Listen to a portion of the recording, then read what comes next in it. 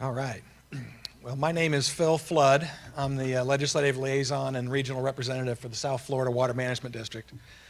Nora asked me to come here today and talk a little bit about how citizens can get involved in the district's activities. And it's kind of a departure from some of the things that I typically talk about, but I put together a presentation here to kind of hit some of the high points. I purposely kept it short. Recognizing I sit on a panel with Wayne, I figured that he might need a little extra time.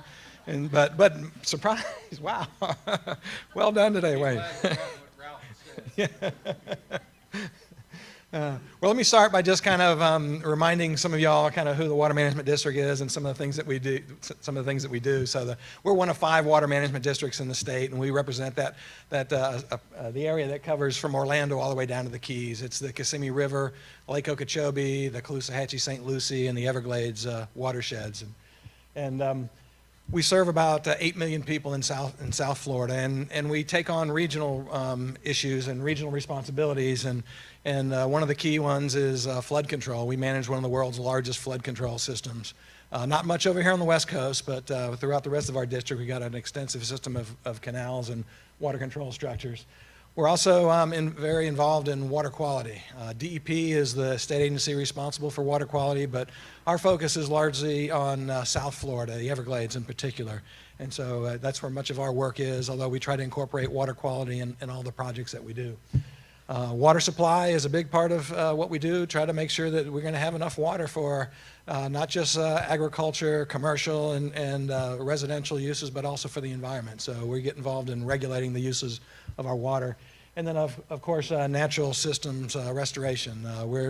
We're the leaders in the Everglades restoration. It's a big effort with a lot of players, but we play one of the large roles in Everglades restoration and one of our key functions that we have here.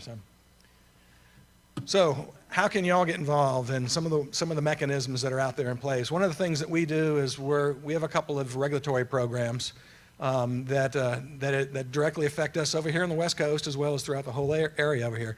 Any large-scale development, or most large-scale developments anyways, need to come through the water management districts to get a permit. So things like brand new subdivisions, roads, universities. This one right here has several permits over it.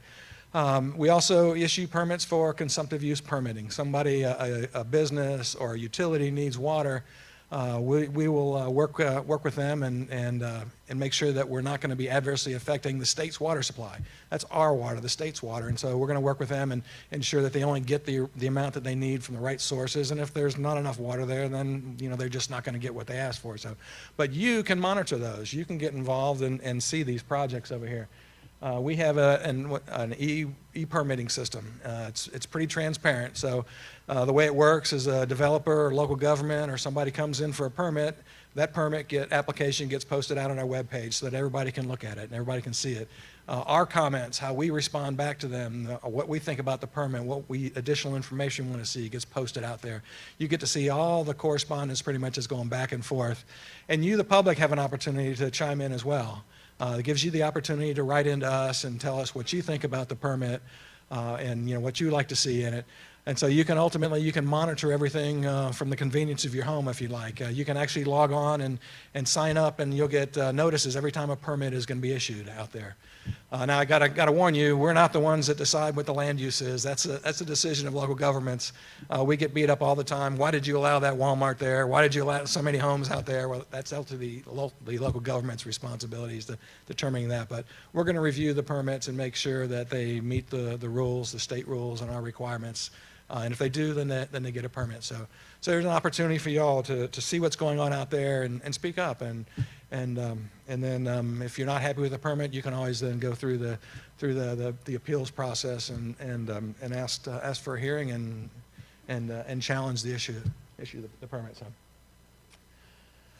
One of the biggest things we're involved in is Everglades restoration and just restoration efforts throughout the district in general here. This map over here actually shows all of our active restoration projects throughout the district. It's an enormous number of projects. They vary from large-scale reservoirs to smaller things like the Southern Crew project, the Picayune Strand restoration projects. But you'll see the majority of them are north and south of the lake and east and west. Not a whole lot over here in the Estero area, but there's a few, and there's always other projects that come along. So you can follow along with these projects. You can follow them out on our website. We have postings out there about what the projects are and the status of them. You can get involved by coming and participating in our meetings.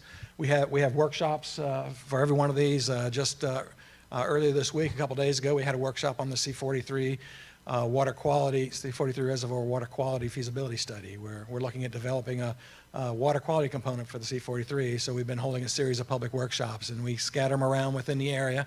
The last one was over in Hendry County, but we try to move them around a little bit to where the interested stakeholders are. But come and participate in those.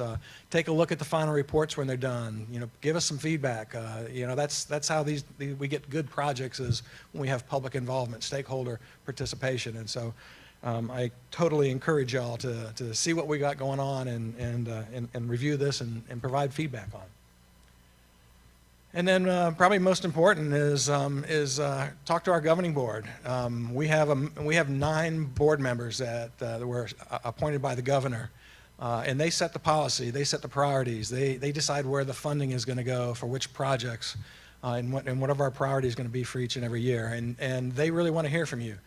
They want to see what the community, what their priorities are, what their interests are. We've got our statutory obligations, and so we're primarily focused on some of our key areas, but they would definitely want to hear what's going on out there. And so participate in some of the board meetings. They meet monthly. They're typically over in West Palm Beach, but usually 3 or 4 times a year we take that on the road. In fact, last month we were right here in this very room meeting, and I know a couple of you were there, but I encourage you to come over. If you can't come and participate in one of those meetings, you can always watch it live on our website. We post it live, and then the meetings themselves are videotaped, and they're posted out there along with all the presentation. There's just phenomenal information that's presented out there, from our scientists and engineers out there.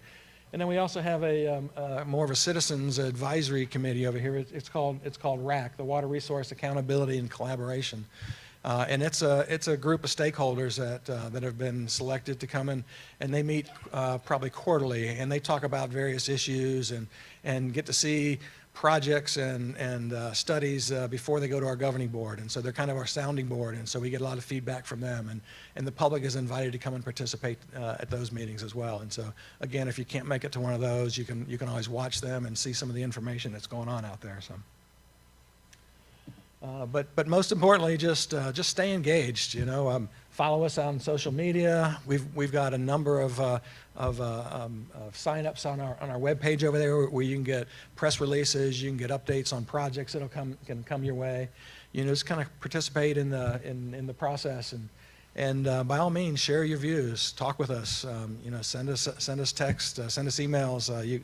We've got a spot on our webpage over there where you can just come and tell us what's on your mind and things that you'd like to hear, or things you want to learn a little bit more about. So our board is very active, very interested in hearing what you've got to say, as well as our staff. So.